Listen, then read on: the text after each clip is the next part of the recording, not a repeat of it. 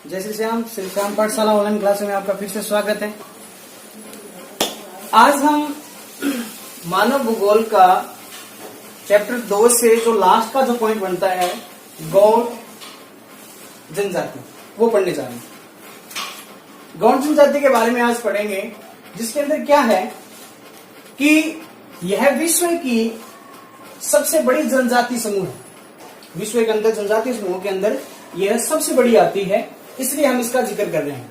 हमने इस वीडियो से पहले 3 वीडियो हम पढ़ चुके हैं, जिसमें हमने पहले में एक्समो जनजाति, दूसरे में बुश्मेन जनजाति और तीसरे के अंदर हमने भारत में निवास करने वाली भील जनजाति के बारे में पढ़ा था। ये है गौड़ जनजाति। ये भारत में कहाँ रहती है? ये भारत में प्रायद्वीपीय भागों में निवास करती है। भारत का जो प्रायद्वीपीय भाग है उस क्षेत्र में है वो ज्यादा रहती है, और ये पहाड़ी इलाकों में ज्यादा रहना निवास करते हैं, क्योंकि प्रायद्वीपीय क्षेत्र में पठार सब ज्यादा है तो पठार पे ज्यादा रहती है। छोटे छोटे पहाड़ होते हैं, उन पहाड़ियों में ज्यादा निवास करती है। गौड़ शब्द की जो उत्पत्ति हुई है वो खोंडा शब्द से हुई है।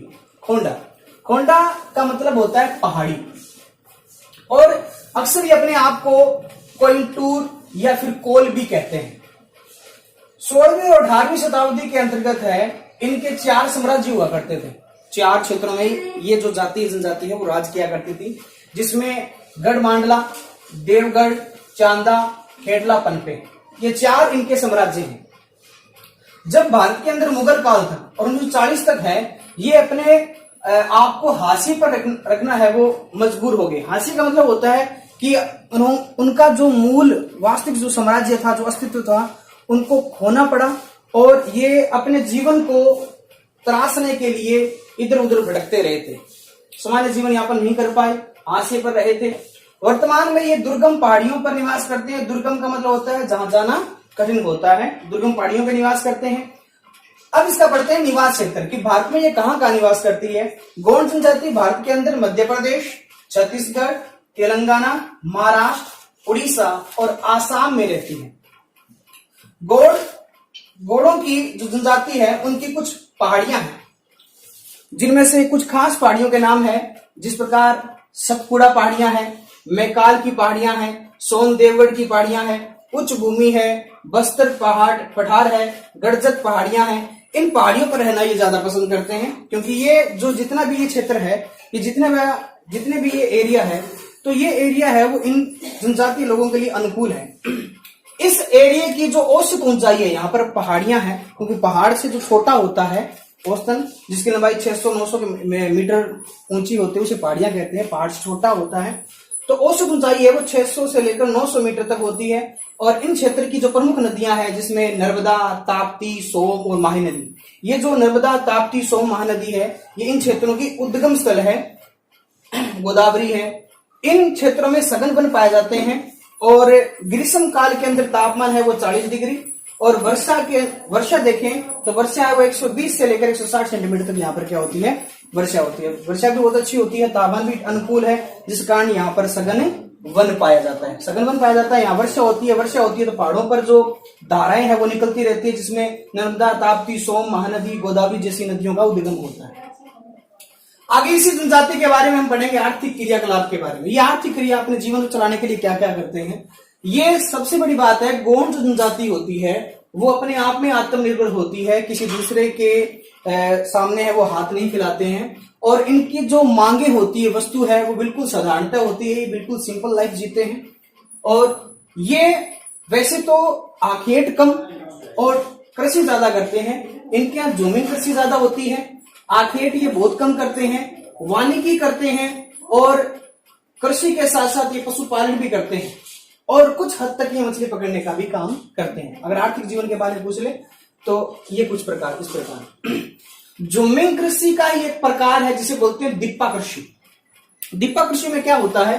दीपा कृषि के अंदर क्या होता है कि एक जो खेत होता है जिसमें 2 या 3 वर्ष तक ये कृषि करते हैं, उसके बाद उस भूमि को छोड़ देते हैं, खाली छोड़ देते हैं, जिसे परत भूमि या परत छोड़ना भी कहते हैं।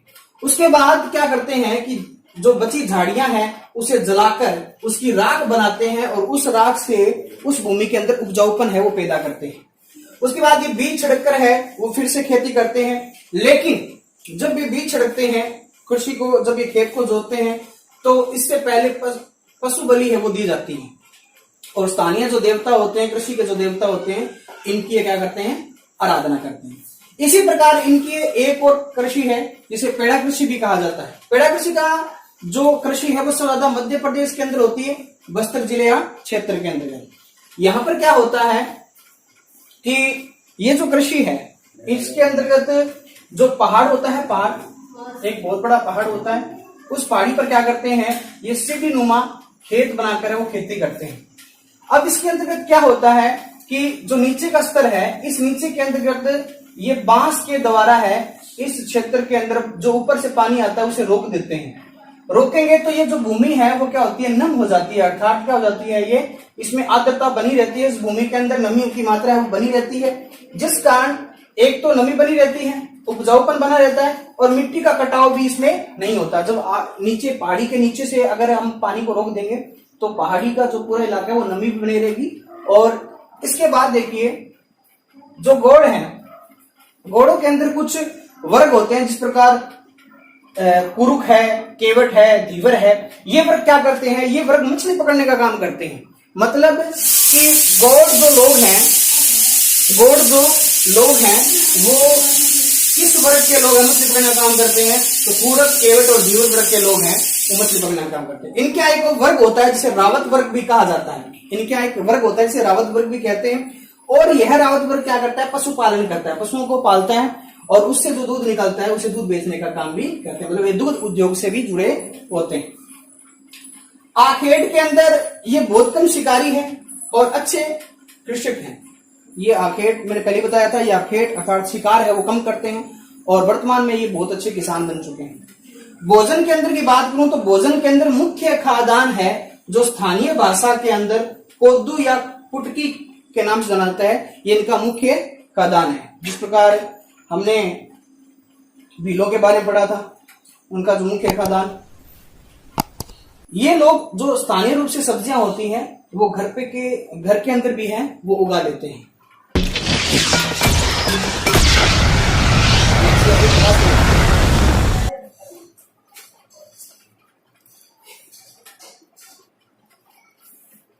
इसके बाद पढ़ते हैं कि जो गौड़ जनजाति के लोग होते हैं ना, जब इनके यहाँ कोई उत्सव होता है, कोई त्योहार होता है, तो ये विशेषकर है वो भोजन के अंदर है वो चावल बनाते हैं। चावल इनके यहाँ शुभ सुगुण का प्रतीक होता है। एक छोटी सी बात ये रह गई थी कि जो हमने पीछे इस वीडियो से पीछे हमने एक वीडियो पढ़ी थी, एक टॉपिक पढ़ा था ये भीलों का। तो भीलों के अंदर एक नृत्य पढ़ा था, गेर या गौरी नृत्य जिसे कहा गया है। इस नृत्य के अंदर है, मैंने गलती से बता दिया था कि स्त्रियां करती है, जबकि ये पुरुष प्रधान नृत्य है। इस बात को थोड़ा नोट करोगे। ये चावल तो बनाते हैं, साथ ही ये लोग मांसाहारी भी होते हैं और धूम्रपान भी करने लगे हैं। ये अब क्या करने लगे हैं, धूम्रपान करने लगे हैं, क्योंकि ये आधुनिक संस्कृति के संपर्क में अब धीरे आने लगे हैं। और ये लोग क्या करते हैं, महुआ एक प्रकार का एक पेड़ होता है, उस पेड़ से देसी शराब बनाते हैं और उस देसी शराब का क्या करते हैं, सेवन भी करते हैं। मतलब ये मदिरा और इन चीजों का भी क्या करते हैं, थोड़ा सेवन करते हैं। इनके यहाँ वस्त्र और आभूषण, इस टॉपिक को पढ़ते हैं। वस्त्र और आभूषण, इसके बारे में पढ़ें तो ये लोग हमेशा सूती वस्त्र पहनते हैं। सूती वस्त्र पहनने का ये कारण है, जिस प्रकार एस्किमो जनजाति है वो गर्म कपड़े पहनती थी, ये सूती वस्त्र इसलिए पहनते हैं क्योंकि ये जो भारत के प्रायद्वीपीय क्षेत्र में रहती है, जो कर्क रेखा के नीचे आता है, जहां गर्मी थोड़ी ज्यादा होती है, और इस कारण क्या होता है कि ये लोग सूती वस्त्र ज्यादा पहनते हैं। पुरुषों के अंदर खासकर धोती पहनी जाती है और स्त्रियां खासकर साड़ियां ही पहनती है। मैंने बताया था ना अभी कि ये आधुनिक जो जीवन है उनके संपर्क में ज्यादा आने लगे हैं और अपने रीति रिवाज जो पुराने हैं वो धीरे धीरे क्या हो रहे हैं, भूलते जा रहे हैं। पुरुष और स्त्रियां दोनों ही आभूषण पहनते हैं, जिसमें चांदी और एल्युमिनियम के आभूषण पहने जाते हैं। आभूषण पहने जाते हैं। महिलाएं श्रृंगार करती है, सौंदर्य प्रदर्शन करती है, जिसमें कांच की चूड़ियां भी पहनी जाती है, और ये खासकर काले मनकों और कोड़ियों की माला पहनते हैं अपने आप को सुंदर दिखाने के लिए, और शरीर पर अपने आप को सुंदरता को आकर्षण करने के लिए क्या करते हैं, गोदना करवाते हैं। गोदना का मतलब होता है जैसे अगर मैं सिंपल बोलूं तो टैटू बनाना, हाथ पर अक्सर अपने नाम बना लेते हैं, उसी प्रकार क्या करते हैं, ये पीठ के ऊपर है वो डिजाइन करवाते हैं ताकि थोड़ा सुंदर दिख सके। लड़कियों के बारे में खासकर इनके यहाँ थोड़ी बात होती है कि ये लड़कियां क्या करती है, सफेद बांस से बनी जो कंगे होती हैं, जो कंगियां होती है, सफेद बांस की बनी हुई कुछ कंगियां होती है, कम से कम 6 से ज्यादा कंगियां है हमेशा अपने जूड़े में रखती है। ये लड़कियां करती है अपने श्रृंगार को प्रदर्शन करने के लिए। अब बात करते हैं निवास वर्ग की, बात करते हैं इनका घर कैसे होते हैं। वैसे ये नगले पल्ली इस प्रकार क्षेत्रों में रहते हैं, नगले या पल्ली रूप में बना के रहते हैं, छोटे छोटे गांव बनाकर भी रहते हैं। ये लोग अपने आवास बनाने से पहले सुगुन निकालते हैं, मुहूर्त है वो अपने घर को बनाने से पहले क्या करते हैं कि एक मुहूर्त निकालते हैं, सुगुन करवाते हैं, और उस सुगुन के अंदर क्या बनाया जाता है, उत्सव बनाया जाता है। उस सुगुन में क्या करते हैं, ये उत्सव बनाते हैं, और उत्सव के अंतर्गत ये बतख मुर्गी की क्या करते हैं, बलि भी देते हैं इसी घर बनाने से पहले। इन क्या बात करते हैं घर की, मकान की बात करें तो ये मकान होता है वो घास फूस का बना होता है, मिट्टी से भी बना होता है। इनके मकान पूर्ण रूप से पूर्ण ही होते हैं, इनके मकान है पूर्ण होते हैं। इनके यहाँ हर मकान में आपको कमरे मिलेंगे, एक रसोई मिलेगी, एक बरामदा मिलेगा, और खास कर एक पूजा घर तो हर घर में मिलेगा। इनके यहाँ पूजा है हर घर में मिलेगा। औजार बर्तन की बात करें तो इनके औजार बहुत साधारण होते हैं। साधारण होने का एक कारण है, क्योंकि मैंने पहले ही कहा था कि ये केवल पहले आखेट किया करते थे, लेकिन अब क्या है, ये अच्छे किसान बन चुके हैं। तो किसान अर्थात खेती से संबंधित जितने औजार होते हैं वही इनके पास होते हैं, बाकी ये औजार नहीं रखते। ये कृषि के अंदर यूज होने वाले फालिया, खुरपी, फावड़ा, दरांती और कुल्हाड़ी जैसी जो औजार है वो यूज करते हैं। अब इनके बात करते हैं सोसाइटी, समाज और संस्कृति के बारे में देखें तो इनका जो समाज होता है वो पितृसत्तात्मक समाज होता है। मतलब पिता है, परिवार के अंदर पिता है वो अहम भूमिका निभाता है, पुरुष प्रधान है। पिता की मृत्यु होने पर जो पिता की जो संपत्ति है उसका पुत्रों में समान रूप से बंटवारा हो जाता है। बुजुर्ग पुरुष की हमेशा इज्जत की जाती है, मान सम्मान किया जाता है। बुजुर्ग पुरुष है वो परिवार का प्रधान अर्थात मुखिया होता है। इनके यहाँ विवाह के रस्म देखें तो विवाह के अंतर्गत है तो इनके यहाँ बहुत सारे विवाह होते हैं, जैसे सेवा विवाह है, विनय विवाह है, हरण विवाह है और विधवा विवाह है। विवाह जब भी होता है तो विवाह स्थल पर हमेशा ऐसा स्थल, विवाह स्थल है वो ऐसा ढूंढते हैं जिसमें प्रकृति का कोई भी संसाधन है वो उनके पास होना चाहिए। जैसे मान लो तालाब के किनारे, नदी के किनारे जल हो गया है, अग्नि हो गया है, पेड़ पौधे हो गए हैं, और इसके साथ आम का पेड़ होना विवाह स्थल पर अति आवश्यक है। इनके यहाँ आम का पेड़ होना अति आवश्यक है। अनिष्ट, बुरी आत्माओं से या अमंगल चीजों से बचने के लिए रामधुनी का प्रयोग करते हैं। रामधुनी इनके यहाँ एक प्रथा है। और गांव का जो मुखिया होता है उसे पटेल या मुखादम कहा जाता है। गांव के मुखिया को पटेल या मुखादम कहा जाता है। और इनके यहाँ एक कोतवार होता है, कोतवार होता है गांव का चौकीदार। गांव के चौकीदार को ये कोतवार कहते हैं। अगर इनके यहाँ समाज में कोई विवाद हो जाए, तो समाज के अंदर कोई विवाद हो जाए तो वहां का निपटारा है या उसका हल है वो पंचायत द्वारा किया जाता है। मतलब समूह रूप से लोग बैठ जाते हैं और फिर उसके विवाद का निपटारा करते हैं। अब आगे इनकी जो भाषा होती है वो उनको कहते हैं गौड़ी। गौड़ी भाषा होती है जो द्रविड़ भाषा से संबंधित है, इन्हीं के परिवार से है। और ये वर्तमान में तमिल और कन्नड़ भाषा से भी संबंधित है। वर्तमान में ये हिंदी, मराठी और तेलुगु भाषा भी बोल लेते हैं। साक्षरता का स्तर इनका बहुत ही ज्यादा निम्न स्तर है और महिलाओं का तो नगण्य है। उत्सव और त्योहार जब होता है इनके यहाँ तो ये लोग उत्सव और त्योहार को नृत्य और गीत गाकर और भी रोमांचक बना देते हैं। इनके यहाँ सबसे खास त्योहार होता है पूर्णिमा, जो चांदनी रात होती है उसमें ये इन समाज के जो लोग हैं वो स्त्री पुरुष है वो दोनों एक साथ क्या करते हैं, नृत्य करते हैं। दुलिया, गौड़ जनजाति के अंदर दुलिया क्या है? दुलिया एक गायक जाति है जो गीत गाने का काम करती है।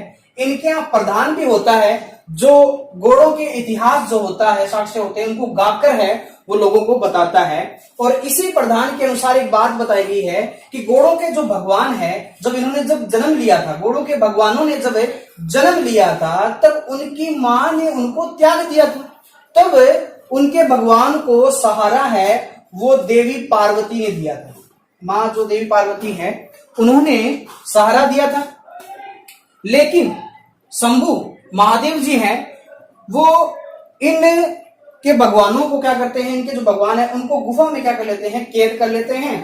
और कैद करने के बाद में घोड़ों के नायक हैं वो है पाहे नड़ी कपाल निगम। ये जो व्यक्ति है इस व्यक्ति ने क्या किया, चंगूबाई की सहायता से घोड़ों के भगवान को गुफा से बाहर निकाला। और कहते हैं कि जब गुफा से जब घोड़ों के भगवान बाहर निकले तब ये 4 समूह बनाकर निकले थे और इन्हीं 4 समूहों को गौड़ भाषा के अंदर सगा कहा गया है। ये लोग मनोरंजन के लिए मुर्गों को लड़वाते हैं, आपस में मुर्गों को लड़ाते हैं तब ये मनोरंजन करते हैं।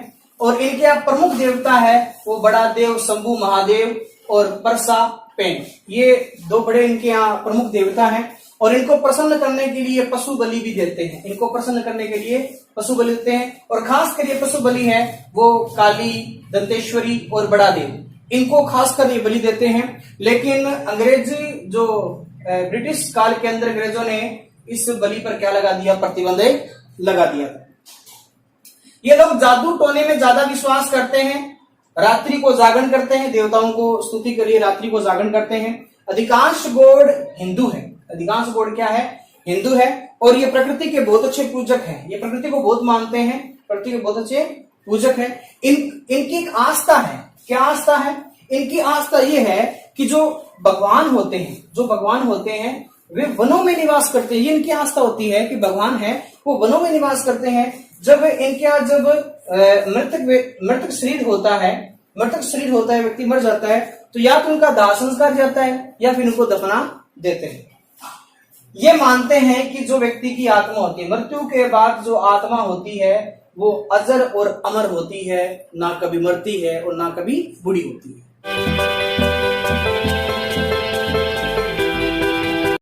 हाँ जी, ब्रेक के बाद आपका फिर से स्वागत। अब पढ़ते हैं गौड़ जनजाति का जो अंतिम जो पॉइंट है वो पढ़ते हैं, जिसमें आधुनिक संस्कृति के साथ इनका कैसे संपर्क है, वर्तमान में जीवन का है वो किस प्रकार है इनका। तो इनके जो निवास क्षेत्र है, इनके निवास क्षेत्रों में अब उद्योग सबसे ज्यादा लग चुके हैं, जिसके कारण ये पहले बहुत अच्छे आर्किटेक्ट थे, शिकार बहुत अच्छा कर लेते थे, उसके बाद ये अच्छे किसान बने।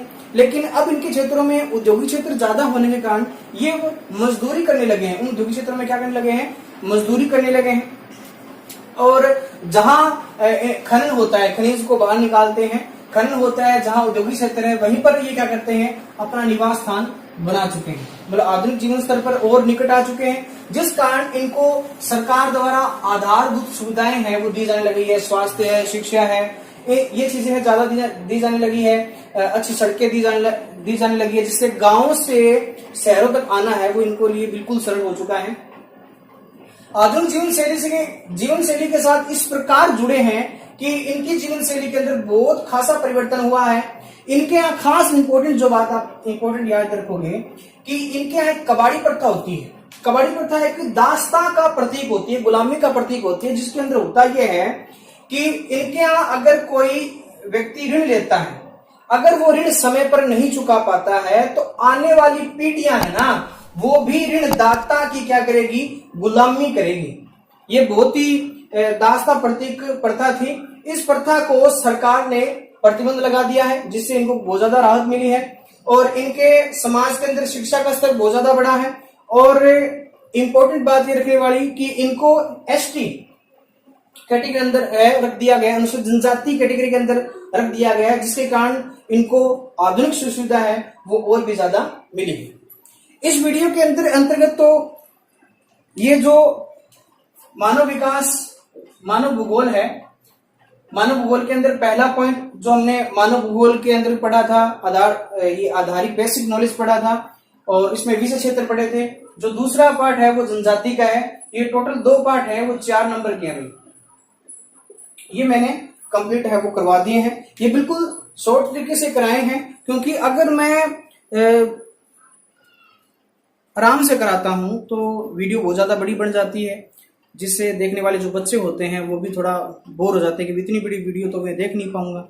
तो इसके अंतर्गत मैंने बिल्कुल शॉर्ट है वो बनाया है। अगर आपका ओपिनियन अच्छा रहा अगर आपको अच्छी वीडियो लग रही है तो आगे वीडियो और बनाएंगे और हर टॉपिक को बिल्कुल सरल तरीके से लिखेंगे। अगर आपको किसी भी भूगोल के अंदर, मानव भूगोल के अंदर या आर्थिक भूगोल के अंदर किसी भी टॉपिक में लग रहा है कि सर ये बहुत ज्यादा कठिन है, तो आप मेरे को कमेंट में लिख के बताइए और इसको बिल्कुल सरल तरीके से आपको समझाया जाएगा। इस वीडियो को ज्यादा से ज्यादा शेयर करें और इस चैनल को सब्सक्राइब करें आरजे इको स्टडी को। और जिन बच्चों के पास +2 में मानव ये भूगोल है उनको सबसे ज्यादा शेयर करें। वीडियो देखने के लिए बहुत बहुत धन्यवाद। जय श्री कृष्ण।